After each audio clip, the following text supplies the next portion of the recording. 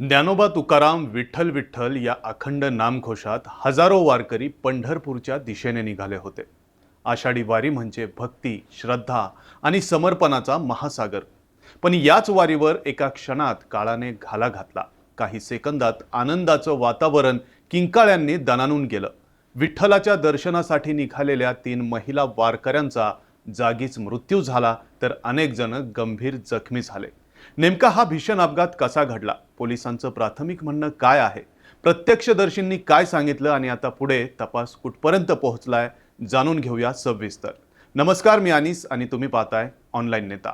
दिवे घाटचा अवघड टप्पा पार करून संत ज्ञानेश्वर महाराजांची पालखी सासवडहून जेजुरीच्या दिशेने मार्गस्थ झाली होती। हजारो वारकरी शिस्तबद्ध पद्धतीने चालले होते।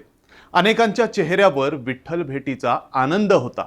जेजुरीगड आता जवळ आला होता। सकाळी साधारण 8:30च्या सुमारास बेलसर टोल नाक्यापासून जेजुरीकडे जाणाऱ्या रस्त्यावर शिवदीप लॉजिंग समोर अचानक एक भरधाव ट्रक थेट दिंडीत घुसला। कुणालाही काही समजण्याआधी ट्रकने तब्बल 20 वारकऱ्यांना जोरदार धडक दिली। काही जण हवेत फेकले गेले, तर काही ट्रकच्या चाकाखाली सापडले। काही क्षणातच रस्त्यावर आरडाओरडा, गोंधळ आणि मदतीसाठी धावपळ सुरू झाली। अपघातानंतर स्वयंसेवक, स्थानिक नागरिक, पोलीस आणि प्रशासनाने तातडीने बचाव कार्य सुरू केलं। जखमींना त्वरित जेजुरी आणि परिसरातील रुग्णालयांमध्ये दाखल करण्यात आलं। या अपघातात 6 वारकरी गंभीर जखमी झाले असून काही महिलांवर अजूनही अतिदक्षता विभागात उपचार सुरू आहेत। सर्वात दुर्दैवी बाब म्हणजे या भीषण अपघातात 3 महिला वारकऱ्यांचा जागीच मृत्यू झाला। या 3 महिला सांगली जिल्ह्यातील कसबे दिग्रस परिसरातील असल्याची माहिती समोर आली आहे। विठ्ठलाच्या दर्शनासाठी निघालेला त्यांचा प्रवास कायमचाच थांबला। यानंतर या अपघाताचं नेमकं कारण काय, यावर विविध चर्चा सुरू झाल्या। पोलिसांच्या प्राथमिक माहितीनुसार हा ट्रक नांदेड जिल्ह्यातील लोहा येथील दिंडीसोबत होता। वारी दरम्यान वाहनांसाठी स्वतंत्र मार्ग आणि वारकऱ्यांसाठी स्वतंत्र पायी मार्ग निश्चित करण्यात आला होता। मात्र काही वारकरी वाहनांच्या मार्गावर आल्यामुळे हा अपघात घडल्याचं पोलिसांचं प्राथमिक निरीक्षण आहे। मात्र याच वेळी प्रत्यक्षदर्शींनी वेगळाच दावा केलाय। प्रत्यक्षदर्शींच्या म्हणण्यानुसार त्या ठिकाणी वाहनांची मोठी गर्दी झाली होती। 2 ट्रकांचा एकमेकांना किरकोळ स्पर्श झाला आणि एका ट्रकचा आरसा फुटला।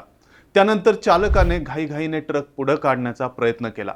याच घाईत त्याचं वाहनावरील नियंत्रण सुटलं आणि ट्रक थेट वारकऱ्यांच्या दिंडीत घुसला।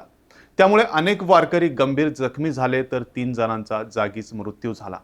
या प्रकरणात आणखी एक धक्कादायक माहिती समोर आली आहे। माध्यमांमध्ये आलेल्या वृत्तानुसार ट्रक चालकाचं वय सुमारे 70 वर्ष असून त्याने ताप आणि सर्दीसाठी औषधं घेतली होती। त्यामुळे त्याला गुंगी आली होती का? औषधांच्या परिणामामुळे वाहनावरील नियंत्रण सुटलं का? की अपघातामागे आणखी काही वेगळं कारण आहे? याचा तपास पोलीस सध्या करतायत। तपास पूर्ण झाल्यानंतरच या प्रश्नांची अधिकृत उत्तरं मिळणार आहेत। अपघातानंतर संतप्त नागरिकांनी चालकाला पकडून मारहाण करण्याचा प्रयत्न केला, मात्र पोलिसांनी तातडीने हस्तक्षेप करून चालकाला ताब्यात घेतलं आणि पुढील चौकशी सुरू केली। या घटनेनंतर राज्याच्या उपमुख्यमंत्री सुनेत्रा पवार यांनी घटनास्थळी भेट देत त्यांनी रुग्णालयात जाऊन जखमी वारकऱ्यांची विचारपूस केली आणि उपचारात कोणतीही कमतरता राहू नये असे स्पष्ट निर्देश प्रशासनाला दिले। तसेच शासनाच्या नियमानुसार मृतांच्या कुटुंबियांना प्रत्येकी 4 लाख रुपयांची आर्थिक मदत जाहीर करण्यात आली। दरम्यान या दुर्घटनेनंतर राज्यभरातून शोक व्यक्त करण्यात आला। विविध राजकीय नेत्यांनी वाहतूक व्यवस्थेवर प्रश्न उपस्थित केले, तर काहींनी वारकऱ्यांनीही सुरक्षिततेच्या नियमांचं पालन करण्याची गरज असल्याचं मत व्यक्त केलं। मात्र या सगळ्यापेक्षा महत्त्वाचा प्रश्न आजही कायम आहे। दरवर्षी लाखो वारकरी आषाढी वारीत सहभागी होतात, तरीही अशा दुर्घटना पुन्हा पुन्हा का घडतात? वाहतूक नियोजनात त्रुटी आहेत का? वाहन चालकांचा निष्काळजीपणा कारणीभूत आहे का? की सुरक्षिततेच्या नियमांची प्रभावी अंमलबजावणी होत नाही?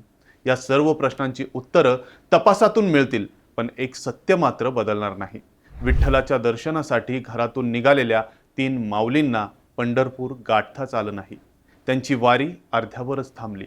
त्यांच्या कुटुंबियांसाठी ही केवळ एक दुर्घटना नाही, तर आयुष्यभर न भरून येणारी जखम आहे। भक्तीच्या वाटेवर घडलेली ही वेदनादायी घटना पुन्हा कधीच घडू नये, अशीच आता प्रत्येक वारकऱ्याची आणि महाराष्ट्रातील प्रत्येक नागरिकाची प्रार्थना आहे।